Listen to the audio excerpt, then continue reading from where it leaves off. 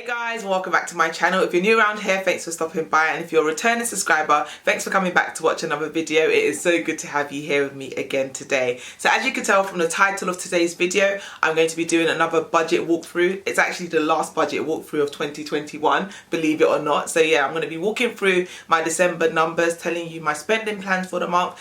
And if you haven't watched my budget recap video, I did the live a few days ago. I've linked it below and I'll link it up here or up there again for you to watch that and catch up on how I got on with my November spending. But today's video is all about the month of December, looking forward, my spending plans for the month, Christmas, etc. So if that's content that's of interest to you and you haven't subscribed yet to my channel, then do me a favor and subscribe.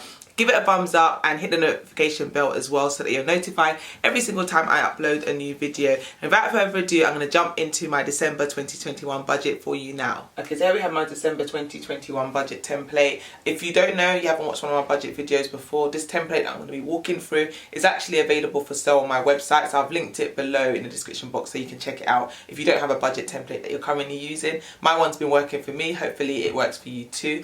But yeah. So these are my numbers. Opening balance was minus 13p, so we had a good month again. We actually stuck to our budget for once, so that was really good. And then the income, as you can see, that's our income sources, mine and my husband's combined. I do get paid on a monthly basis, whereas my husband gets paid weekly and his income is variable. So this is how we kind of do it on a monthly basis and it works for us. So the income is blacked out at the moment. Moving on to our expenses. So what we do is we basically have all our expenses that we planned for the month, and then in my budget recap video, which I released at the end of the month, I then recap those numbers and see how our actuals went against how much we budgeted and said we were going to spend. So for the purpose of our budget walkthrough video, I'll be talking through the estimated numbers, so telling you exactly what we plan to do with all of our income for the month. So first up we have groceries, and I budgeted £250. Now if you watch my budget recap video, you'll know we went way over our budget for groceries last month. I think we came in at like £340, which was probably the highest we've spent on groceries this month. So this month I brought it back down to the 250. Hopefully we can actually stick to this number for the month of December. I've also put takeaways as £100, lunch as £30, Costco as £200. Oh, Costco. So yeah, we're going Costco this month. I know it's been on the agenda for the past like 4 or 5 months and we haven't had a chance to go.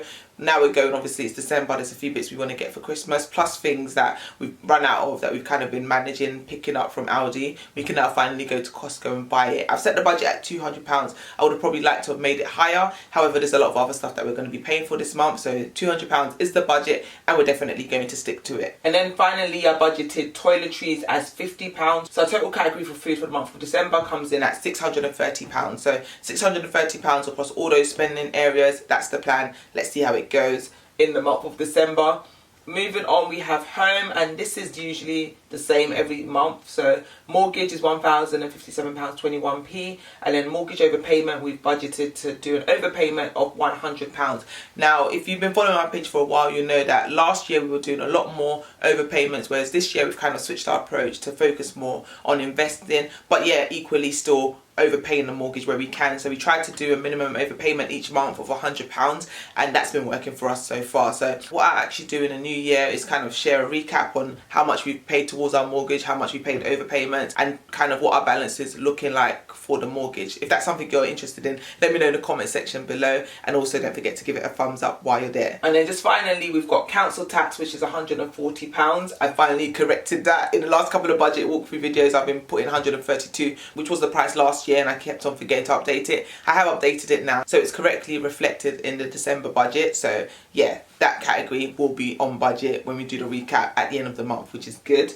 And then the total for our home comes in at £1,297.21. Moving on to the next category, we have utilities. So first up we have water, that's £50.15. That's been the same price every month since the new price for this year came into effect. Next up we have electricity, and you'll see that that has gone up from last month. I did mention in my recap video that that was going to go up, and that's because we spent quite a bit more on electricity in the month of November, and I want to make sure that in December we don't go over. And the same also applies to gas. So you'll see now electricity is at 55 when before it was at 40, and then gas was at 70 and now it's gone up to 85. So overall our utilities still are under £200 just slightly. So now we move on to giving, and if you've been around here for a while you know what I'm going to say. Giving is something that we do every single month, but we don't like to disclose the exact amounts of what we do give. So just know that, yeah, giving is a big part of what we believe in doing. Moving on to the next category, and we have subscriptions. Now there's not been much change in our subscriptions this month. In fact, there's been no change. So first up on the list we have our TV license.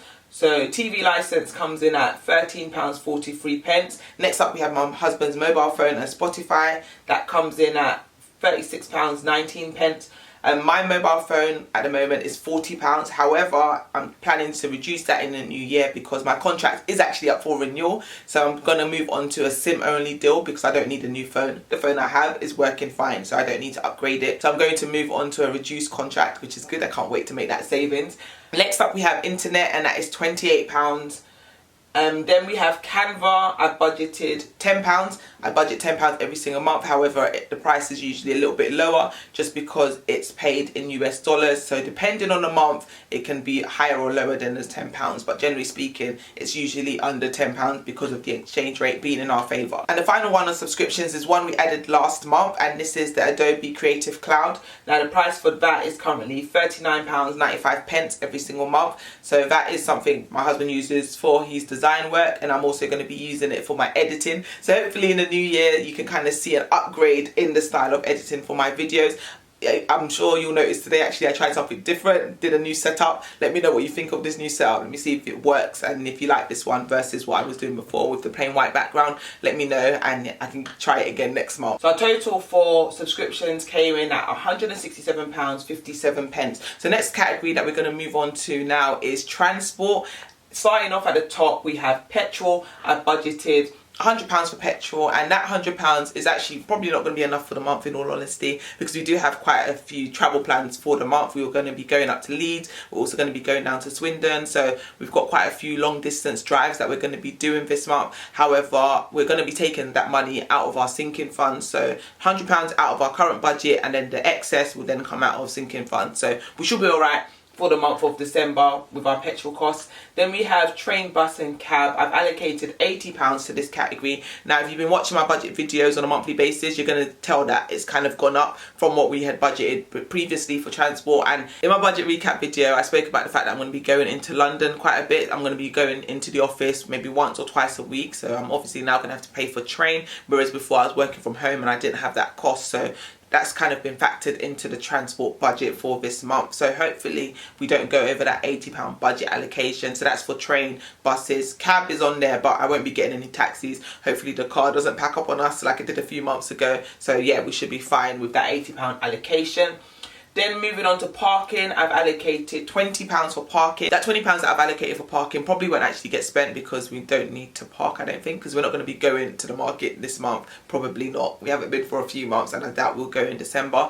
But I've allocated it just in case, because you never know where we may end up. We may take a trip and need to park somewhere. So that £20 is kind of a buffer just in case. So our total transport category came in at £200. So that's £200 for transport for the month. Then we move on to fun and entertainment, and we've done the same allocations that we did last month. So £200 each for my husband and I, and then £80 each for the boys. So that's the allocation, which came up to a total of £640 fun and entertainment for the month. So yay.